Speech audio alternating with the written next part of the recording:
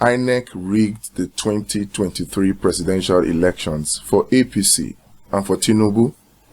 Nigerians need to know how they did it so that it can be prevented in the next election, which is the governorship election coming up March 11, 2023. I can tell you that Professor Mahmood Yakubu performed wonders.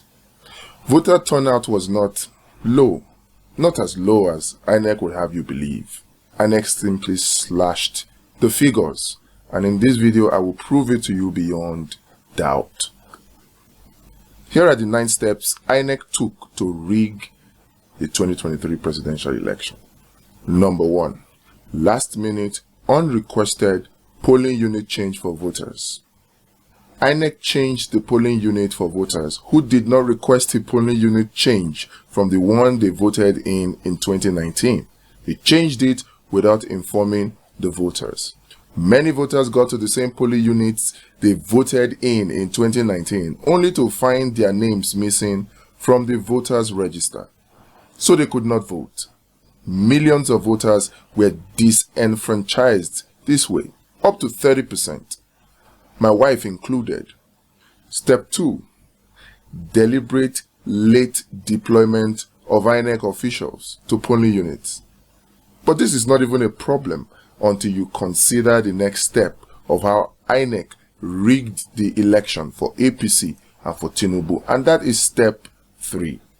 Systematic instruction to polling unit presiding officers to stop elections by 2 p.m.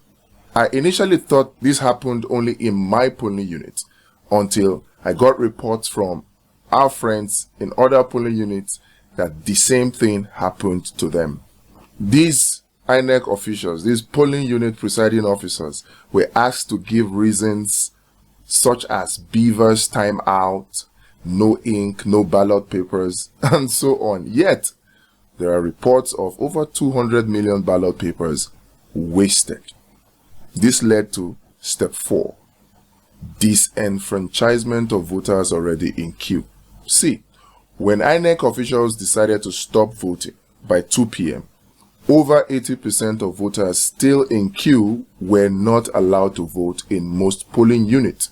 Those who were allowed to vote were those who protested, and not many of them really succeeded in protesting. This again disenfranchised millions, up to another 30%, millions of voters. Step 5.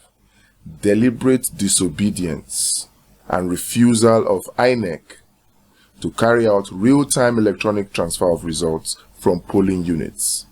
INEC simply refused to upload results electronically, as prescribed by the Electoral Act 2022. This they did so that they can execute the next step in their systematic rigging plan. Step 6. Manual collation of presidential election results. This is where the biggest rigging occurred. Results were manipulated, TPEX here and there. Most of the results of LP were here reduced to echelon form. Echelon form, speaking mathematically now, reduced to 0. They were reduced. Yes, here is where the vote padding really occurred for APC and for Tinubu. Step 7.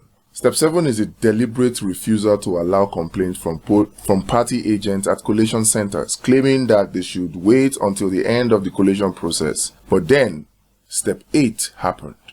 And step 8 is the refusal to address the complaints of irregularities even at the end of the collation, because the INEC chairman was quick to run to step 9. And step 9 is the rush to declare APC and Tinubu winner of the elections. These are the 9 steps, the 9 ways that INEC rigged the election for APC and for Tinubu. Nigerians need to know, so that adequate steps can be taken to mitigate a reoccurrence of this in the governorship election and subsequent elections. Was it only INEC that was involved in this rigging? What role did APC play in this systematic rigging of the 2023 presidential elections in Nigeria? I will expose this in the next video.